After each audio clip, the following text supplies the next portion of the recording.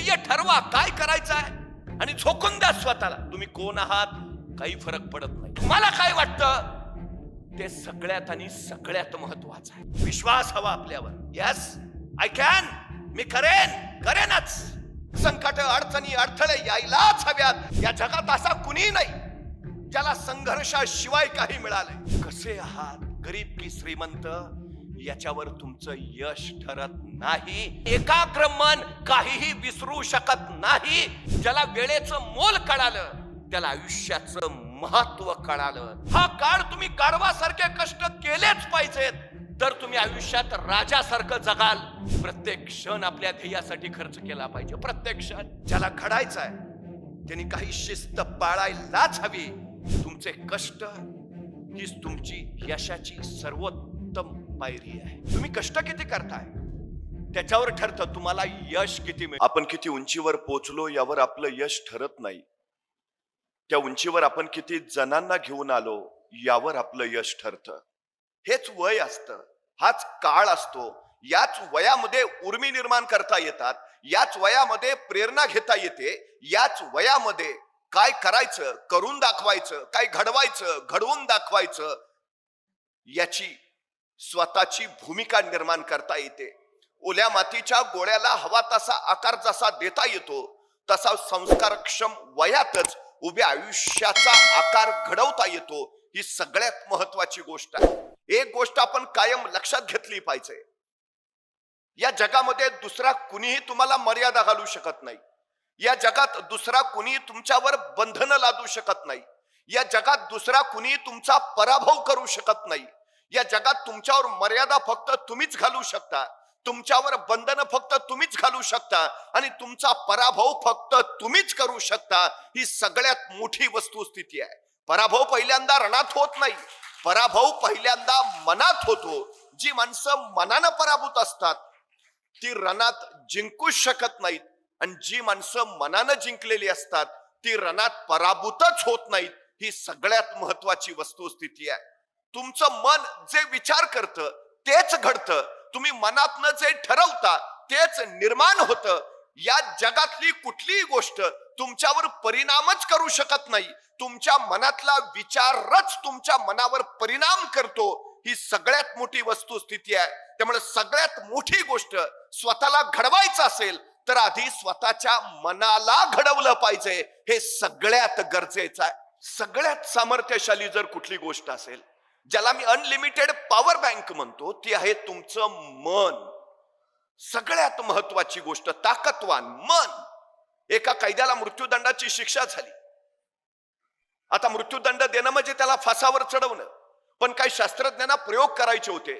त्यांनी न्यायमूर्तींना विनंती केली की या कैद्याला फासावर चढवून मृत्यूदंड देण्यापेक्षा याला विषारी सर्पाचा दंश देऊन आपण मृत्यूदंड देऊया. न्यायमूर्तींनी मान्यता दिली. त्याच दिवशी त्या कैद्याला सांगितलं, परवा सकाळी 11 वाजता तुला विषारी सर्पाचा दंश होईल आणि तू मरशील, तुला मृत्यूदंड दिला जाईल. 2 दिवस त्या कैद्याच्या डोक्यात एकच विचार होला की मला आता विषारी सर्पाचा दंश होईल आणि मी मरेन, विषारी सर्पाचा दंश होईल आणि मी मरेन. मृत्यूदंडाची वेळ जवळ आली. 10 वाजले. सगळे शास्त्रज्ञ, ते सगळे अधिकारी गोळा झाले. त्या कैद्याच्या डोळ्यावर पट्टी बांधली आणि त्याला सांगितलं, आता काही क्षणात तुला विषारी सर्पाचा दंश होईल आणि तू मरशील. पण प्रत्यक्षात त्याला विषारी सर्पाचा दंश करायच्या ऐवजी शास्त्रज्ञांनी 2 टाचण्या घेतल्या आणि 2 टाचण्या त्याला टोचल्या. त्याला वाटलं झाला, विषारी सर्पाचा दंश झाला. अर्ध्या तासात त्याच्या तोंडातून फेस आला आणि पुढच्या 1.5 तासात शरीर काळं निळं पडून तो मरण पावला. प्रत्यक्षात विषारी सर्प चावला होता का? विषारी सर्प तुम्हाला मारत नाही, तुमच्या मनातला विचार तुम्हाला मारून टाकतो. ही सगळ्यात महत्वाची गोष्ट आहे. तुम्ही सकारात्मक विचार केला तर सगळं सकारात्मक घडेल. तुम्ही नकारात्मक विचार केला तर नकारात्मकच घडेल. हे सगळ्यात आणि सगळ्यात महत्वाचं आहे. तुम्ही कोण आहात काही फरक पडत नाही, तुम्ही विचार काय करता याने फरक पडतो. तुम्ही आता कोण आहात काही महत्वाचं नाही, तुम्ही उद्या कोण बनणार ते सगळ्यात आणि सगळ्यात महत्वाचं आहे. तुमच्या मनात ठरवून घ्या, मला काय व्हायचंय, काय व्हायचंय. जे ठरवाल ते तुम्ही होणारच. जगातली कुठलीही शक्ती त्याला रोखू शकत नाही. ही गोष्ट पहिली लक्षात असू द्या. अनलिमिटेड पॉवर बँक, काही करू शकता तुम्ही, काही. तुमच्या मनात तेवढं सामर्थ्य आहे, प्रचंड सामर्थ्य, अति प्रचंड सामर्थ्य आहे. एका प्रश्नाचं मला उत्तर द्या. जंगलातला सगळ्यात उंच प्राणी कोण? जिराफ. जंगलातला सगळ्यात धूर्त आणि हुशार प्राणी कोण? कोल्हा. जंगलातला सगळ्यात धिप्पाड ताकदवान प्राणी कोण? हत्ती. आणि जंगलातला सगळ्यात वेगवान प्राणी कोण? चित्ता. आणि जंगलचा राजा कोण?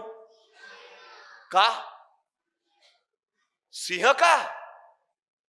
तो जिराफासारखा उंच नाही, हत्तीसारखा धिप्पाड नाही, चित्त्यासारखा वेगवान नाही, कोल्यासारखा हुशार नाही. मग सिंह राजा का? सिंहाला कुणीतरी विचारतं तू राजा का? सिंह म्हणतो मला वाटतं म्हणून. सिंह राजा का? त्याला वाटतं म्हणून. प्रश्न हा आहे की तुम्हाला काय वाटतं? तुम्हाला काय व्हायचं आहे ते तुम्ही होणार. वाटणं महत्वाचं आहे. तुमच्या आई वडिलांना काय वाटतं अजिबात महत्वाचं नाही. तुमच्या टीचर्सना काय वाटतं अजिबात महत्वाचं नाही. तुम्हाला काय वाटतं ते सगळ्यात आणि सगळ्यात महत्वाचं आहे. सगळ्यात महत्वाचं ते वाटणं पहिल्यांदा घडू द्या. ज्याला स्वतःचं ध्येय लवकर ठरवता आलं त्याला अफाट उंची गाठता आली. सचिन तेंडुलकरला इयत्ता 4थी मध्ये कळालं आपण उत्तम फलंदाजी करू शकतो. त्याच्या वडिलांनी सांगितलं तुला हे करायचं आहे ना, कर. सचिन तेंडुलकर खेळत राहिला, खेळत राहिला. 16व्या वर्षी मैदानावर उतरला, जागतिक कीर्तीचा फलंदाज झाला.